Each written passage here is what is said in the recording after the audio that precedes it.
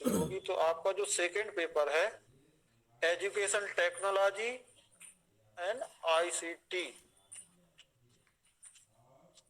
तो हम इसके थोड़ा सामान्य परिचय के बारे में जानते हैं कि आखिर एजुकेशनल टेक्नोलॉजी है क्या चीज। एजुकेशन टेक्नोलॉजी में हम किस चीज का अध्ययन करते हैं। आप लोग सब समझदार हैं, सब समझते हैं कि आजकल जो युग चल रहा है टेक्नोलॉजी का युग चल रहा है।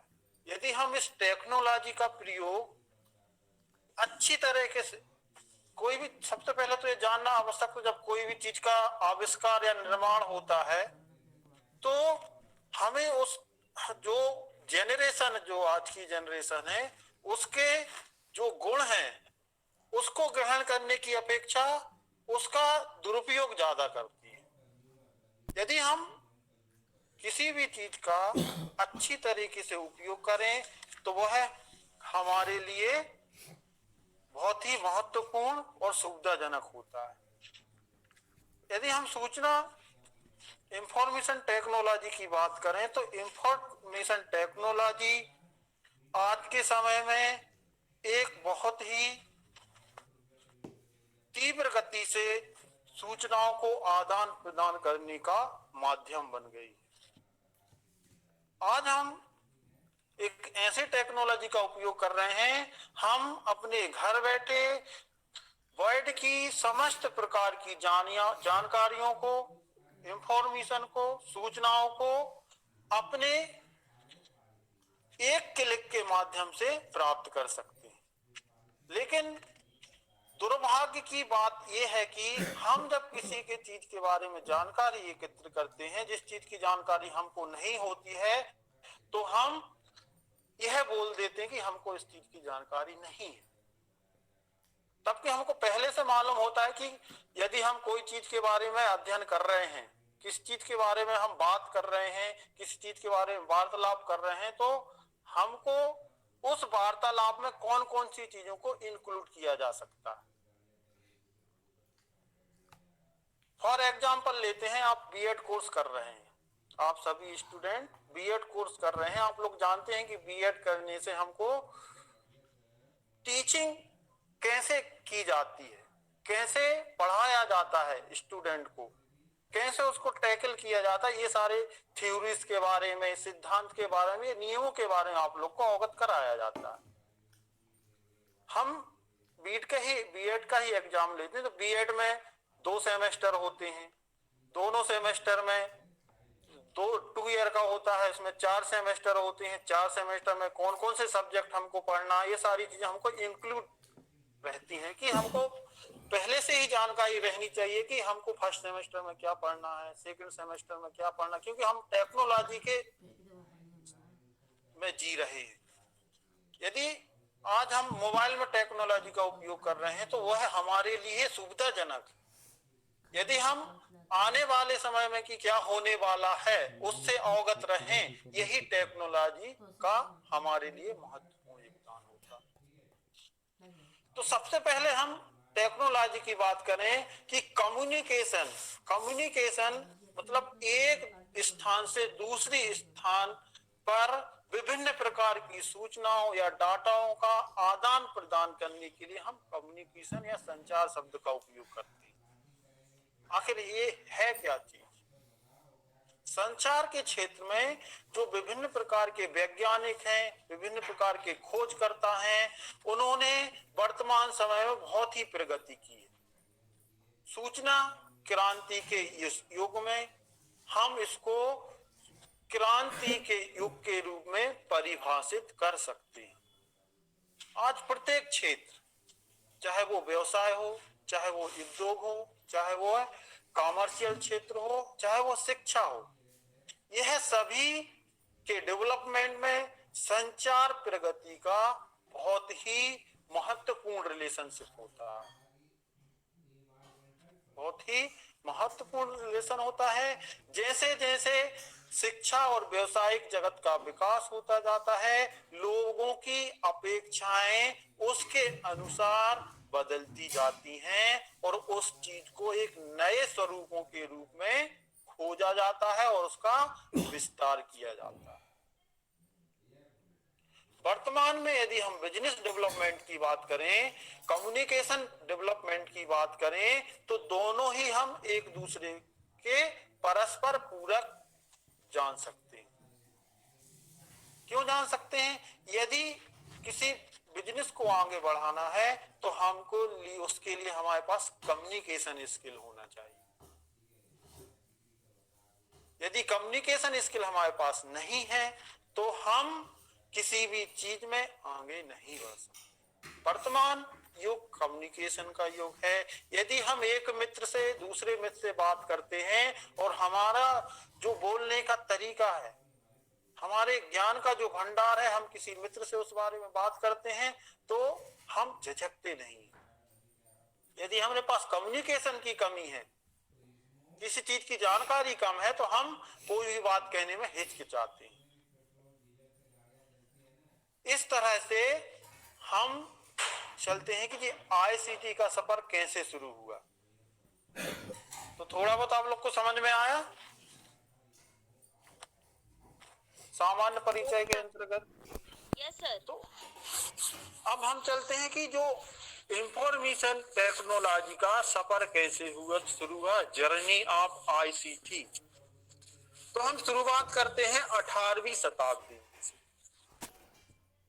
18वीं शताब्दी के अंत तक प्रत्यक्ष वार्ताओं तथा हस्तलिखित पत्रों के माध्यम से संचार किया जाता था। ये दोनों ही चीज संचार का प्रमुख साधन मानी जाती थी और इन्हीं के माध्यम से सभी प्रकार के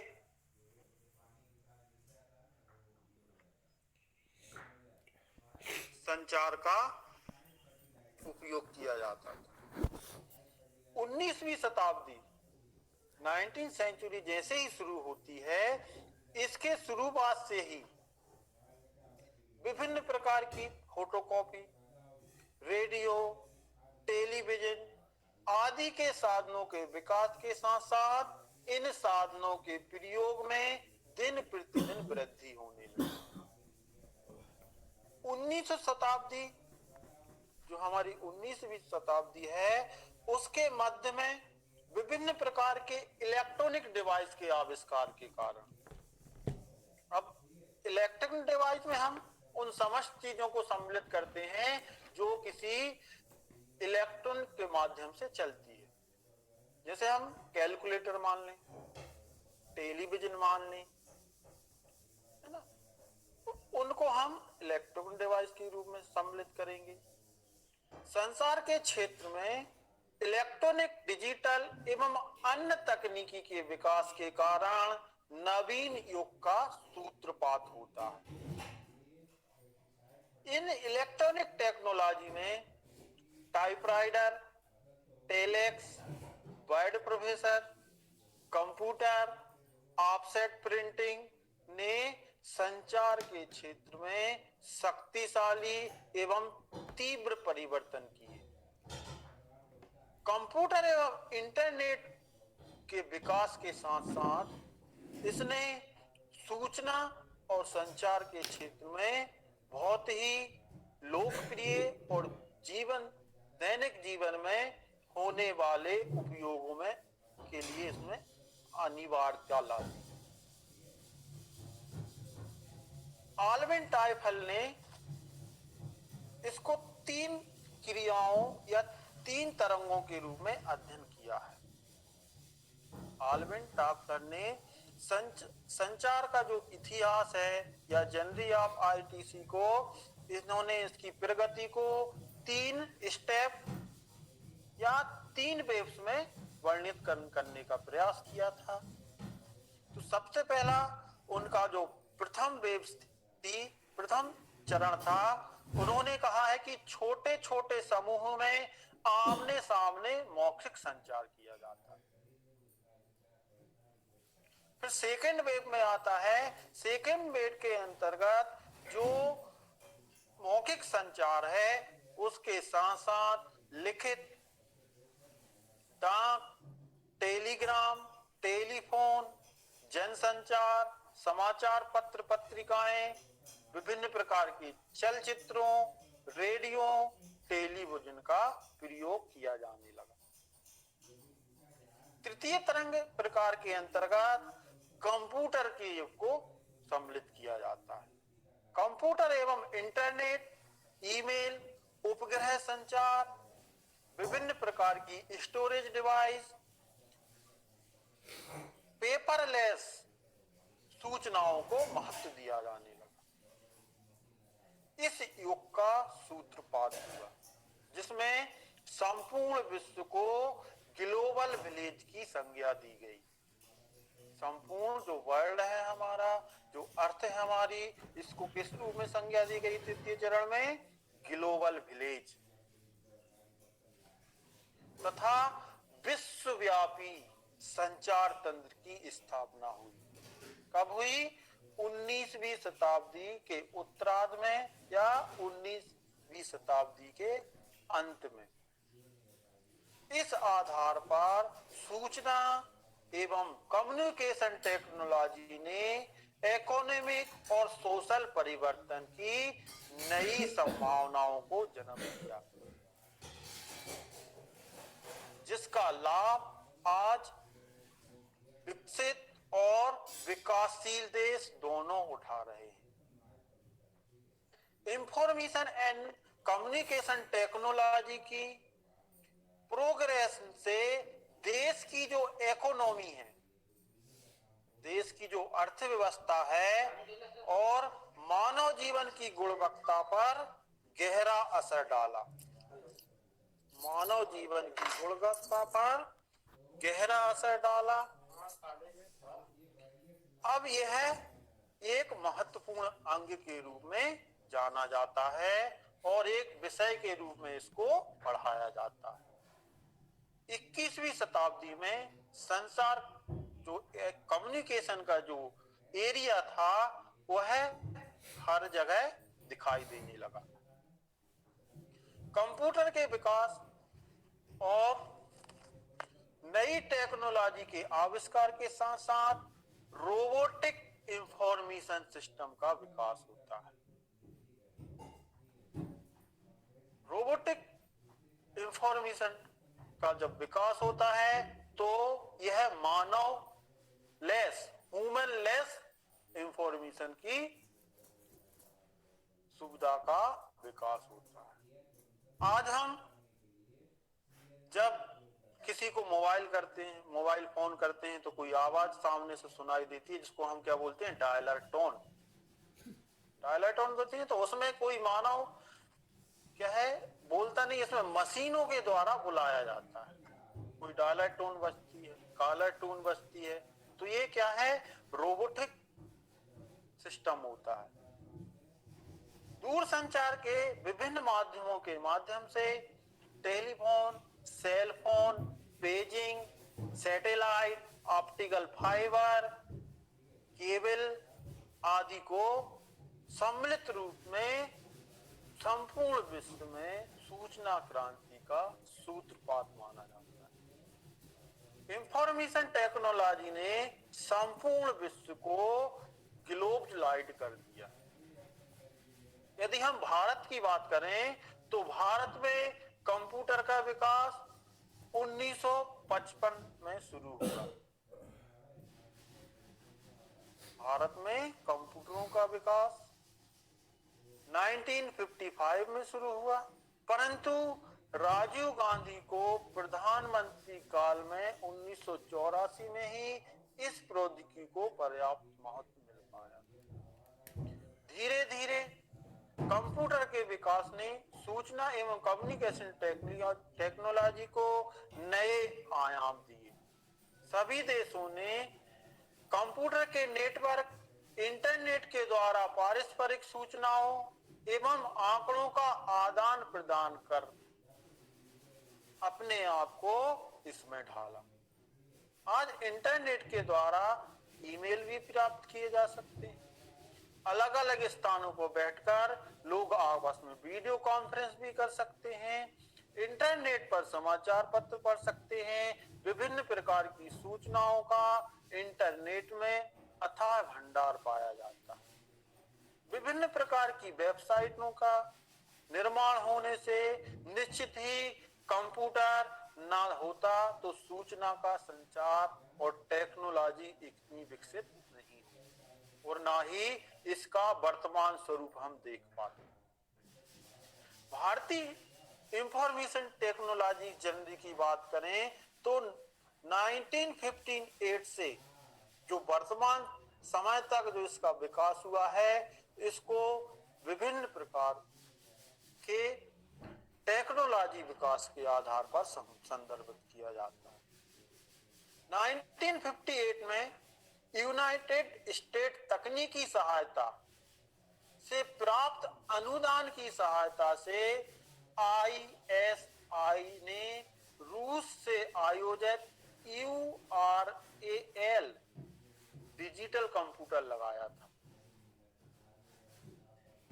1964 में IBM द्वारा 1401 नामक कंप्यूटर स्थापित किए जाने तक ISI द्वारा HEC2M और URAL का प्रयोग किया जाता था। भारत में पहला डिजिटल कंप्यूटर 1956 में कोलकाता स्थित भारतीय सांख्यिकी संस्थान द्वारा इंग्लैंड से मंगाए गए थे। फिर यदि हम बात करें तो इस टेक्नोलॉजी का धीरे धीरे विकास प्रारंभ होता है और आज हम जो वर्तमान स्वरूप देख रहे हैं वह है विभिन्न प्रकार की टेक्नोलॉजी उसके विकसित रूप का ही परिणाम है। यदि हम टेक्नोलॉजी की बात करते हैं तो हमको सबसे पहले टेक्नोलॉजी में कंप्यूटर ज्ञान, विभिन्न प्रकार की इलेक्ट्रॉनिक डिवाइस का ज्ञान होना अति आवश्यक हो जाता है। कंप्यूटर को सिर्फ गणना करने के लिए बनाया गया था। कंप्यूटर को एक गणना की मशीन के द्वारा विभिन्न प्रकार की गणितीय संख्याओं को जोड़ने, घटाने, मल्टीप्लाई करने के लिए उपयोग किया जाता है। कंप्यूटर का अर्थ ही होता है गणना करना। लेकिन आज कंप्यूटर का कार्य सिर्फ गणना करना नहीं है, इसको विभिन्न प्रकार की मशीनी लैंग्वेज के आधार पर जो कंप्यूटर है आज स्पेस में भी इसका उपयोग किया जा रहा है।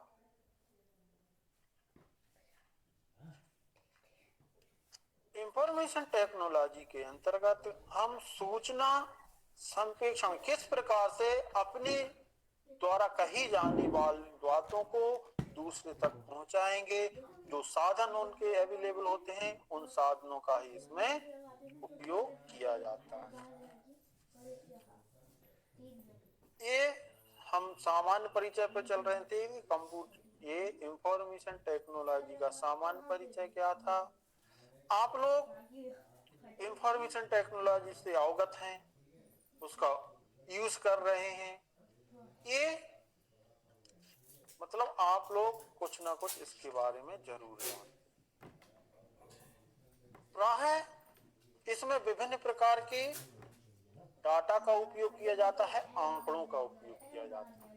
आंकड़े जब एकत्रित होते हैं तो वह सूचना का रूप धारण कर लेते हैं।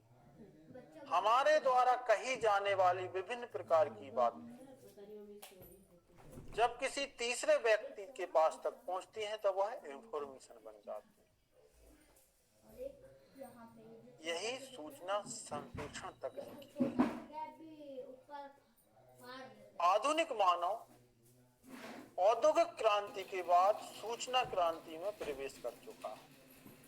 आजकल सूचना क्रांति ने मानव जीवन के प्रत्येक पक्ष को प्रभावित किया है। इस सूचना क्रांति ने भविष्य में अनेक चुनौतियों, अवसरों एवं प्रतिस्पर्धाओं का सृजन किया। इन प्रतिस्पर्धाओं के माध्यम से लोगों ने इसके बीच सामंजस्य स्थापित करने के लिए सूचना एवं संचार प्रौद्योगिकी का अध्ययन अनिवार्य कर दिया। संचार टेक्नोलॉजी को कंप्यूटर के नए विकास ने और प्रभावी बना दिया है और यह इसका विस्तृत आयाम माना जाता है। कम्युनिकेशन टेक्नोलॉजी, जैसे कि इसके नाम से ही ज्ञात होता है कि यह समग्र सूचनाओं को प्रभावित करने वाली प्रोसेस है। आधुनिक युग में सूचना प्रौद्योगिकी एक वरदान बनकर इस इंफॉर्मेशन की उत्पत्ति कैसे होती है। जब कोई चीज हम बोलते हैं, इसकी उत्पत्ति क्या होती है कि सूचनाएं किस प्रकार से बनाई जाती है। इंफॉर्मेशन की उत्पत्ति आंकड़ों से होती है, डाटा से होती है। ऐसा कहा जाता है कि जो डाटा होता है वह एक प्रकार की मूल सामग्री होती है, रॉ मटेरियल होता है, जिससे सूचनाओं की उत्पत्ति होती है। जैसे कि विभिन्न प्रकार के आंकड़ों को, उन आंकड़ों का कोई अर्थ नहीं होता, उनका अर्थ अपूर्ण माना जाता है।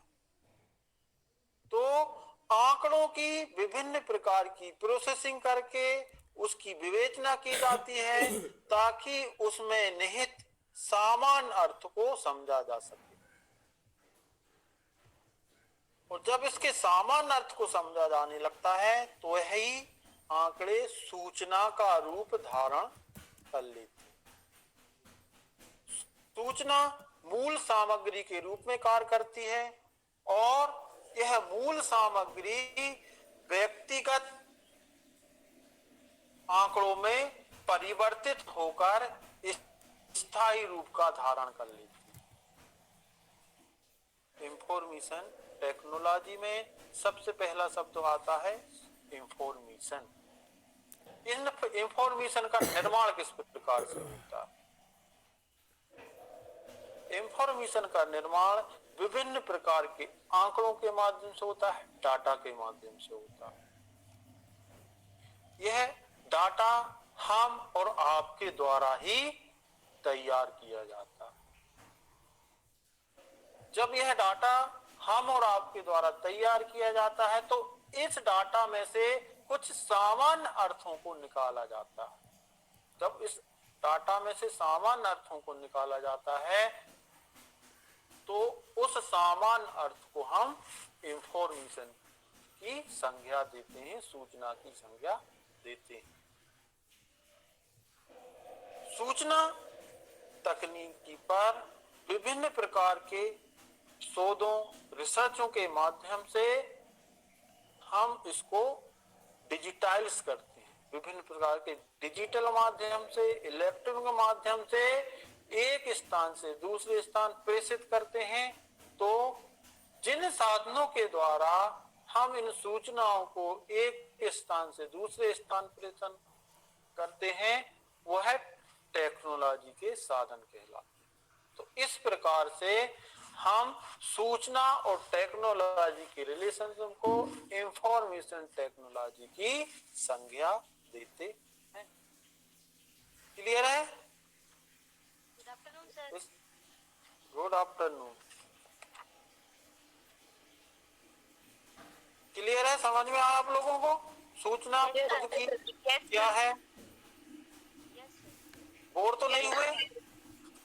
नहीं सर। नहीं सर। बोर हो रहे हो तो बता देना, ट्रिक चेंज करेंगे पढ़ाने। Okay sir. ऑनलाइन क्लासेस में उतना वो नहीं आ पाता जितना कि ऑफलाइन क्लासेस में आता है। ब्लैक बोर्ड पे लिख के पढ़ के समझाना उसका कुछ और ही वो होता है। यदि हम शिक्षा में टेक्नोलॉजी का प्रयोग करें तो आज आप देख रहे हैं हर चीज टेक्नोलॉजी के माध्यम से हो रही है। आप लोगों को इस चीज की अवगत कराने की आवश्यकता नहीं है कि शिक्षा में टेक्नोलॉजी का क्या स्थान है।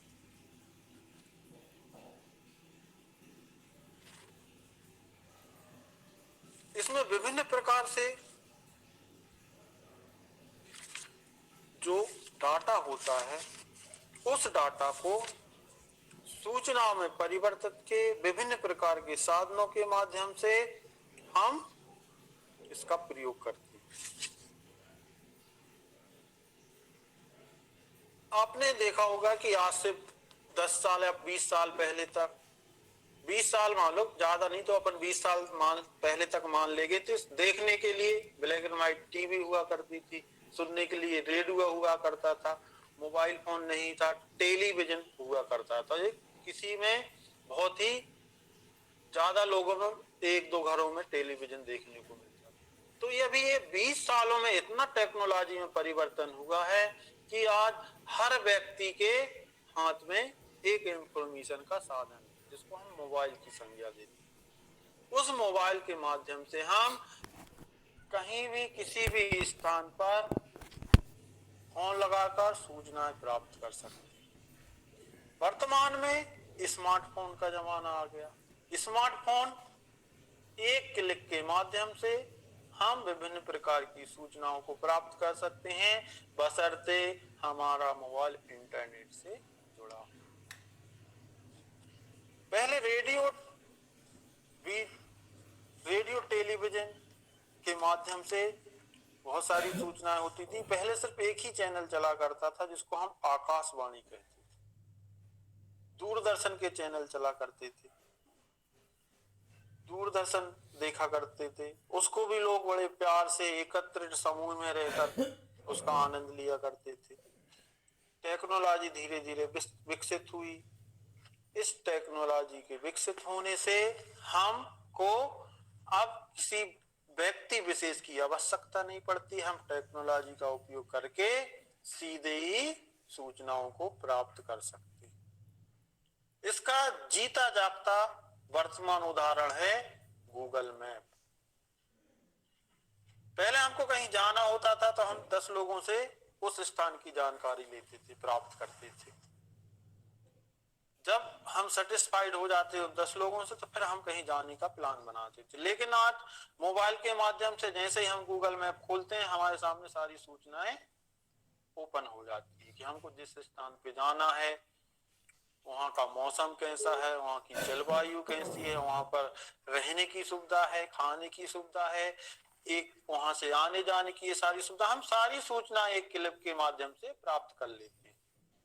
और हमारे लिए यह इंफॉर्मेशन काफी होती है कहीं जाने की। टेक्नोलॉजी ने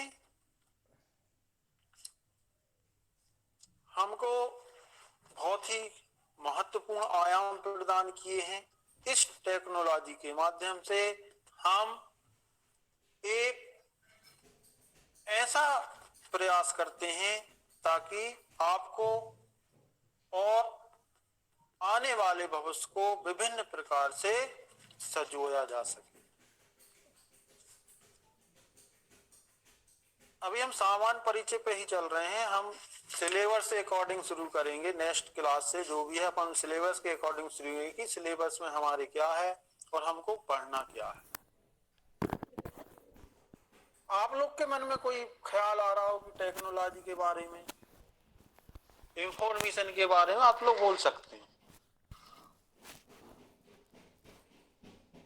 किसी को कुछ बोलना है? एजुकेशन टेक्नोलॉजी एंड ICT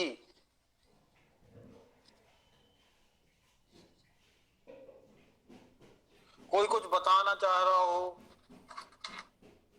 इससे जुड़ी कुछ महत्वपूर्ण बातें, कोई उदाहरण देना चाहता है तो आप लोग बोल सकते हैं।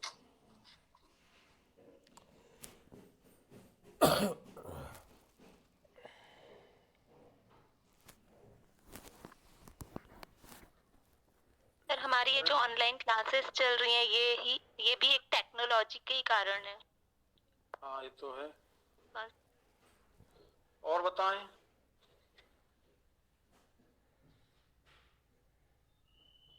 और किसी को कुछ बोलना है?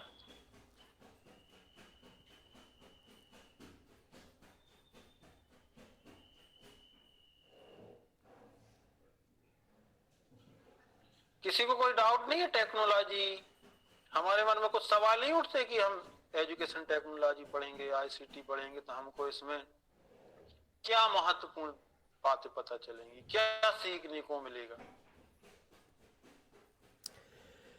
कुछ क्वेश्चन नहीं उठते आप लोग के?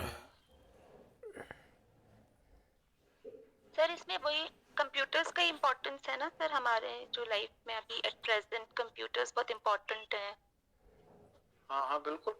टेक्नोलॉजी इम्पोर्टेंट है। टेक्नोलॉजी क्या है? टेक्नोलॉजी आपका मोबाइल फोन, टैबलेट्स, कंप्यूटर्स और विभिन्न प्रकार की जो इलेक्ट्रॉनिक डिवाइस हैं, उनका ही शिक्षा में क्या योगदान होता है, इसके बारे में हम चर्चा करेंगे। बाकी नेक्स्ट सारी अध्यायों जब हमारे सामने कोई टॉपिक आता है तो उस टॉपिक के बारे में हम क्या है, मानव, और मानव का क्या है, मानव एक जिज्ञासु प्राणी है। उसके मन में हमेशा जिज्ञासा रहती है कि हम नई नई प्रकार की सूचनाओं को ग्रहण करें। यदि मानव जिज्ञासी ना होता तो आज मानव आदि मानव के रूप में ही जी रहा होता। मानव ने अपने मन मस्तिष्क का विकास करके अपनी आवश्यकताओं की पूर्ति के लिए जो प्रकृति है उससे छेड़छाड़ प्रारंभ की। प्रकृति से छेड़छाड़ कितनी प्रारंभ की? मानव ने की। मानव ने अपनी विकास के लिए, सुख सुविधाओं के लिए ही प्रकृति में मौजूद विभिन्न प्रकार के तत्वों का कंज्यूम करना सीखा, उपभोग करने सीखा। नहीं तो पहले आदि मानव जैसा रहता था, उसको यदि कुछ पड़ी नहीं रहती तो वो कुछ चीजों को, विभिन्न प्रकार की चीजों का विकास क्यों करता, आग का आविष्कार क्यों करता, पहिए का आविष्कार क्यों करता? तो जो चीजें मानव के विकास में सहायक होती हैं, वह उन्हीं चीजों का विकास करता है, आविष्कार करता है। अब जिज्ञासु का तात्पर्य यह होता है कि हमारे चीज में सामने कोई टॉपिक आता है, कोई हमारे सामने टॉपिक आता है तो उस टॉपिक में निहित मतलब को समझना, यह जिज्ञासा होती है। मान लो एक टॉपिक आपके सामने आता है, वर्तमान युग टेक्नोलॉजी का युग है।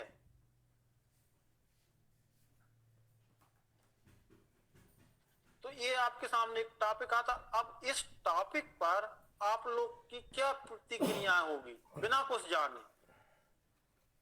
हमने कुछ पढ़ा नहीं, हमारे पास कोई जानकारी नहीं, लेकिन हमारे पास तो सिर्फ एक ही चीज है, हमारा मस्तिष्क, माइंड, दिमाग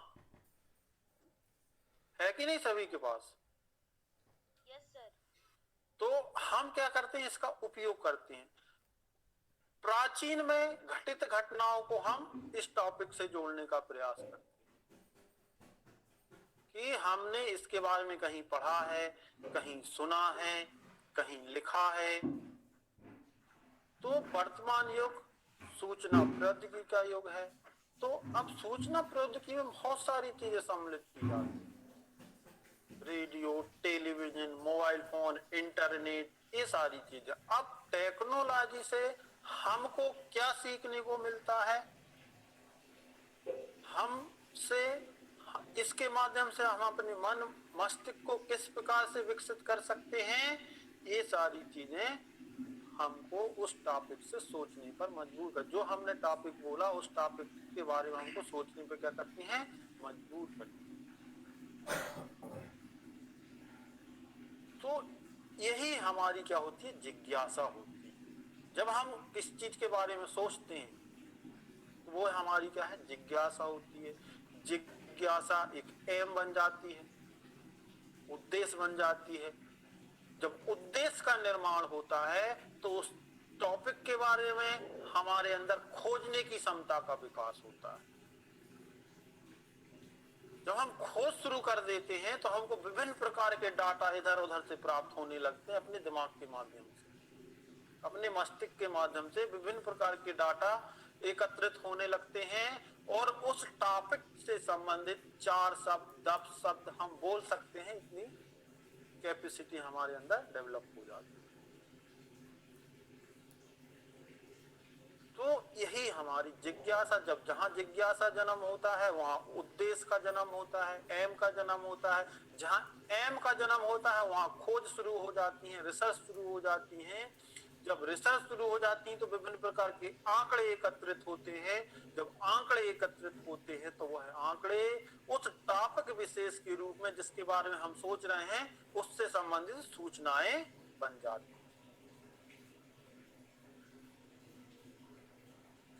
यही क्या कहलाता है, हमारे मस्तिष्क की जिज्ञासा, अभिलाषा या मनोभाव कहलाता है। और ये मनोभाव या जिज्ञासा हर एक छात्र के मन में होना चाहिए कि हम कुछ सीख रहे हैं तो हमको उसके बारे में कुछ प्राप्त होगा, या हम किसी को कुछ